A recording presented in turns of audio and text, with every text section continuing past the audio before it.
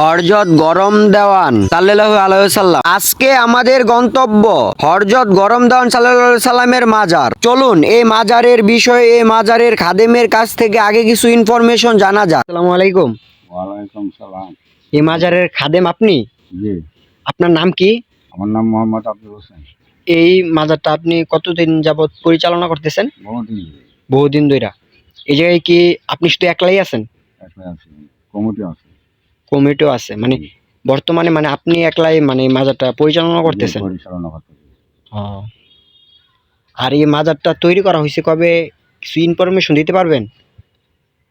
বহুদিন এসে মানে আইডিয়া নাই যে কিরকম হইতে পারে? 20-40 বছর হয়ে যাবে।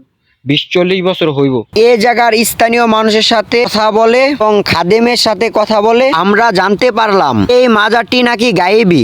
এই মাজারটি নাকি উনাদের স্বপ্নে দেখা দিয়েছে জায়গায় মাজার করার জন্য, এবং এই মাজারে দেশের বিভিন্ন জায়গার মানুষ এসে মানত করে। এই মাজারে নাকি যে কোনো মানত করলে মনের আশা পূরণ হয়। এই মাজারটি পড়ছে গিয়ে আপনার সুনামগঞ্জ জেলার হুনিগাড়া। এই মাজারের বিষয় যে কাউকে বললে আপনাদেরকে এই মাজারটি দেখিয়ে দিবে।